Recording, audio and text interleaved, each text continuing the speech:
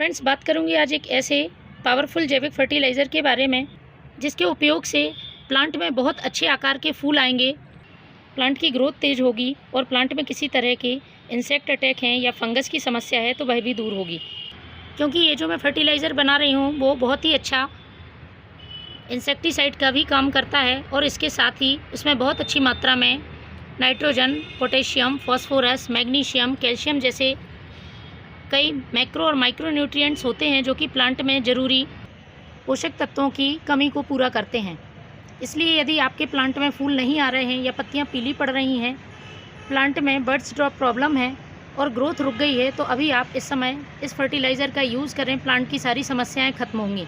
इस समय ये फर्टिलाइज़र डालना इसलिए ज़रूरी है क्योंकि हम केवल फर्टिलाइज़र यदि प्लांट में देते हैं तो प्लांट में यदि किसी तरह के इंसेक्ट होते हैं या फिर जड़ों में फंगस होता है तो वो फर्टिलाइज़र प्लांट में कोई फ़ायदा नहीं पहुंचाता है।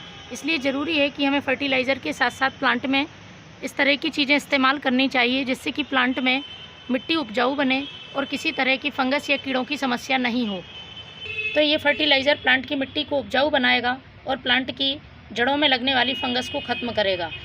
पत्तियों में यदि रूखापन है, शाइनिंग नहीं है, तो ये फर्टिलाइज़र प्लांट में बहुत अच्छी शाइनिंग लाता है और प्लांट हरा भरा स्वस्थ रहता है। तो फ्रेंड्स, प्लांट की अच्छी ग्रोथ के लिए और उसमें बहुत अच्छे आकार में ज़्यादा संख्या में फूल पाने के लिए इस फर्टिलाइज़र को आप महीने में एक बार ज़रूर यूज़ करें।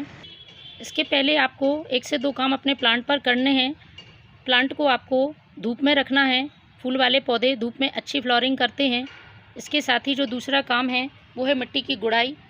महीने में एक बार मिट्टी की गुड़ाई ज़रूर करें जिससे कि जड़ें मजबूत ग्रोथ करेंगी और प्लांट में मजबूती से और नई ग्रोथ जल्दी शुरू होगी।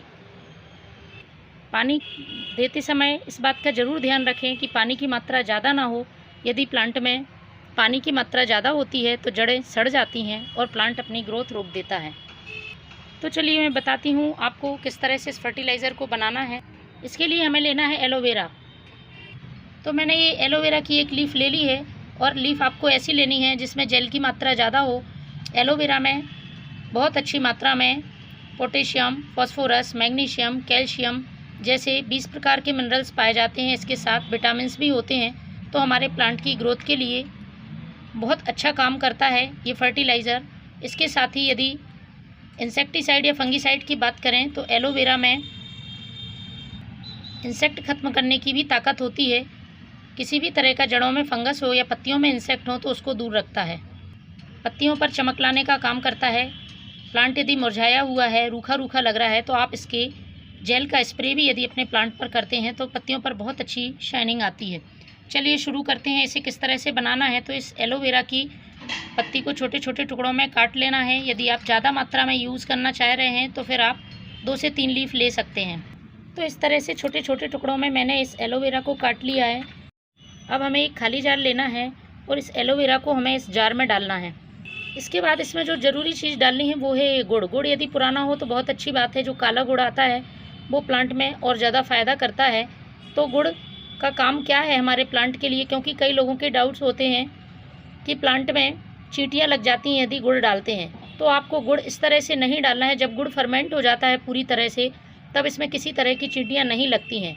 तो इसका फ़ायदा ये है कि फर्टिलाइज़र बनाने की प्रोसेस को तेज़ कर देता है और गुड बैक्टीरिया को इंक्रीज़ करता है प्लांट की सॉइल में।